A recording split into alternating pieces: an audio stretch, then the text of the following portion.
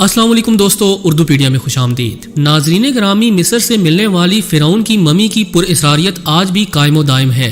اس mummy پر تحقیق کرنے والے 15 آرکیالوجسٹ پراسرار طریقے سے ہلاک ہو گئے، مگر کوئی ڈاکٹر موت کی وجہ جان نہ سکا۔ جب محققین نے فرعون کے مقبرے سے ملنے والی اشیاء اور تحریروں پر ریسرچ کی تو ان کے پاؤں سے زمین ہی نکل گئی۔ مقبرے سے ملنے والے ایک پراسرار پتھر اور آرکیالوجسٹ کی ہلاکتوں کا آپس میں کیا تعلق ہے؟ کیا فرعون کی ممی پر کالا جادو کیا گیا تھا؟ فرعون کی ممی کیسے آرکیالوجسٹ کی موت کا سبب بنی؟ آج ہم اسی راز سے پردہ اٹھانے کی کوشش کریں گے، لہٰذا ویڈیو کو آخر تک ضرور دیکھیے گا، اور اگر آپ چینل پر نئے ہیں تو اسے سبسکرائب بھی کر لیں۔ تو آئیے چل کر موضوع کا باقاعدہ آغاز کرتے ہیں۔ معزز خواتین و حضرات، توتن خامن نامی فرعون کے مقبرے کی دریافت کو آج پورے 100 سال گزر چکے ہیں۔ آج سے 100 سال قبل یعنی نومبر 1922 میں اس بادشاہ کے مقبرے کو دریافت کیا گیا تھا۔ یہ واقعہ مصر کے شہر الاقصر میں اتفاقیہ پیش آیا جب آرکیالوجسٹ کی ٹیم کارٹر کے لیے پانی لانے والا ایک بچہ اچانک ایک پتھر سے ٹکرا گیا۔ جب اس پتھر کی مزید کھوج لگائی گئی تو اس کے نیچے ایک عظیم الشان مقبرہ موجود تھا۔ تحقیق کے نتیجے میں ماہرین اس نتیجے پر پہنچے کہ یہ توتن خامن کا مقبرہ ہے، جو 1323 قبل از مسیح میں اپنی موت تک مصر کا بادشاہ رہا۔ جب قدیم مصری زبان جو کہ تابوت کے علاوہ ارد گرد کے پتھروں پر لکھی ہوئی تھی، اس کا مطالعہ کیا گیا تو معلوم ہوا کہ توتن خامن صرف 19 سال کی عمر میں مر گیا تھا، مگر ماہرین آثار قدیمہ اس کی موت کی وجہ معلوم نہ کر سکے۔ انہوں نے سالوں تک اس کی کھوج لگائی مگر ابھی تک کسی حتمی نتیجے پر نہ پہنچ سکے۔ مغربی اور مصری ماہرین نے 100 سال تک تحقیق جاری رکھی۔ مقبرے سے ملنے والے خزانے میں بہت سی قیمتی اشیاء تھیں۔ ان میں سنگ مرمر سے بنایا گیا ایک عطر دان بھی تھا جو کہ مقبرے میں دفنایا گیا۔ اس کے علاوہ قیمتی ہار، خنجر، روزمرہ کی اشیاء، نادر پتھر، سونے کے مجسمے، زیورات، سجے ہوئے مختلف رنگوں کے ڈبے، چھوٹی کشتیاں، روٹی اور گوشت کے ٹکڑے، یہاں تک کہ دالیں اور کھجوریں بھی اس مقبرے سے ملی، تاکہ اپنی موت کے بعد بھی فرعون کو ہر سہولت میسر ہو اور وہ مقبرے میں آرام سے رہ سکے۔ یہ اس وقت کے مصری لوگوں کا عقیدہ تھا کہ جو بھی فرعون مرتا ہے وہ اپنے مقبرے میں زندہ رہتا ہے، اس لیے اس کے روزمرہ کی استعمال کی اشیاء نہ صرف اس کے تابوت میں بلکہ مقبرے میں بھی رکھ دی جاتی تھیں۔ معزز خواتین و حضرات، حیران کن بات یہ ہے کہ اس مقبرے کو کھولنے والی ٹیم 17 افراد پر مشتمل تھی، جن میں سے 15 افراد اگلے 6 سال کے اندر ہی ایک کے بعد ایک موت کے منہ میں چلے گئے۔ ان افراد کی موت کا جب سبب تلاش کرنے کی کوشش کی گئی تو ڈاکٹرز کی ٹیم حیرت میں ڈوبتی چلی گئی، کیونکہ ان سب افراد کی موت کی کوئی بھی وجہ تلاش کرنے میں ڈاکٹرز ناکام رہے۔ ان کی موت طبعی طور پر نہیں ہوئی تھی۔ جب یہ ٹیم توتن خامن کے مقبرے کے اندر داخل ہوئی تو اس کے بیرونی دروازے پر قدیم مصری زبان میں ایک عبارت درج تھی جسے ٹیم کے افراد سمجھنے سے قاصر تھے، مگر جب بعد میں ماہرین لسانیات نے اس کو سمجھا تو اس پر لکھا ہوا تھا کہ جو بھی سوئے ہوئے فرعون کو تنگ کرے گا، موت جلد ہی اس کا مقدر بن جائے گی۔ یہ عام خیال پایا جاتا ہے کہ ان 15 افراد کی موت اسی بددعا کی وجہ سے واقع ہوئی۔ ویسے تو مقبرے سے برآمد ہونے والی ہر شے ہی سب کی توجہ کا مرکز بنی، مگر خاص طور پر ایک قیمتی ہار کے درمیان جڑا ہوا پتھر ہر چیز سے جدا نظر آتا تھا۔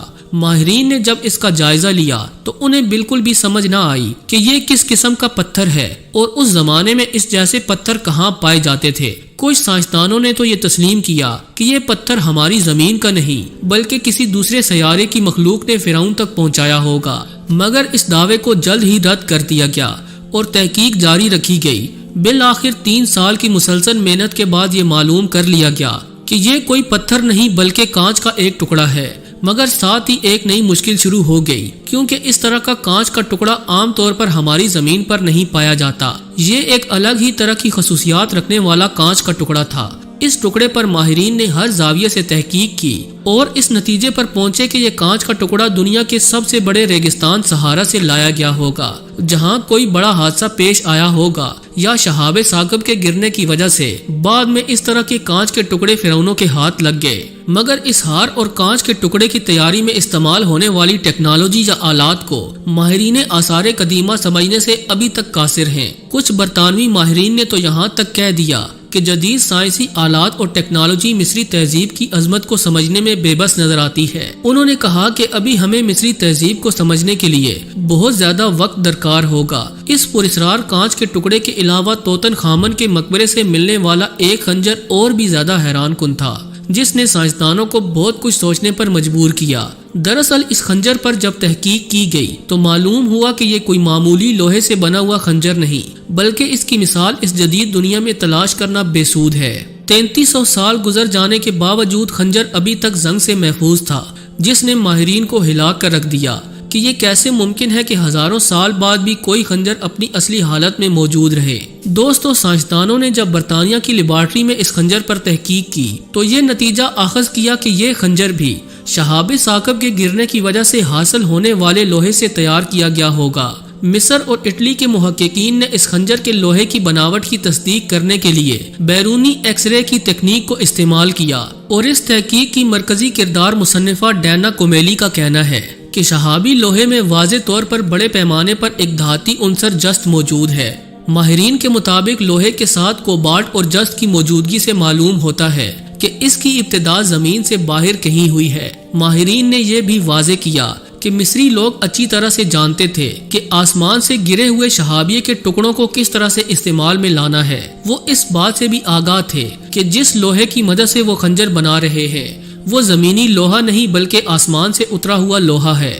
مغربی دنیا نے حال ہی میں یہ معلوم کیا کہ شہاب ثاقب یا دیگر سیارچوں کے گرنے سے زمین پر لوہے کی بڑی مقدار پیدا ہوئی، مگر قرآن پاک نے آج سے 1450 سال قبل ہی وحی کے ذریعے لوہے کے متعلق واضح کر دیا تھا کہ یہ اللہ تعالیٰ نے آسمان سے نازل کیا ہے۔ توتن خامن کے خنجر پر تحقیق کے نتیجے میں جو ہوش ربا حقائق سامنے آئے ان کو دیکھتے ہوئے جدید سائنس بھی یہ ماننے پر مجبور ہو چکی ہے کہ واقعی لوہے کو آسمان سے نازل کیا گیا۔ بے شک اللہ تعالیٰ مختلف طریقوں سے اپنی نشانیاں اہل علم پر ظاہر کرتا رہتا ہے تاکہ لوگ ہدایت کا رستہ اختیار کریں۔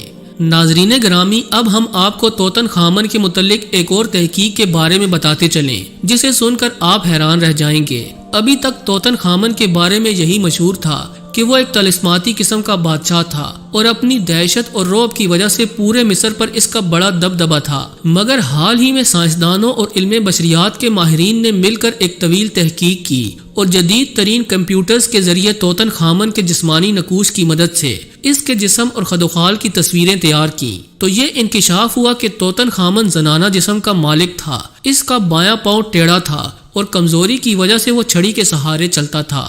توتن خامن کے والد اخناتون اور والدہ کے ڈی این اے نمونوں کے تجزیے سے یہ بھی معلوم ہوا کہ وہ آپس میں بہن بھائی تھے اور ان کے شرمناک تعلق سے اس کی پیدائش ہوئی، اور اسی وجہ سے توتن خامن میں جسمانی کمزوریاں تھیں کیونکہ اس کے والدین آپس میں بہن بھائی تھے۔ یہ کبھی فعل اس زمانے میں مصر کے علاوہ رومی سلطنت میں بھی پایا جاتا تھا جب بہن بھائیوں کے درمیان غلط مراسم خاص طور پر محلات کی دیواروں کے اندر پائے جاتے تھے۔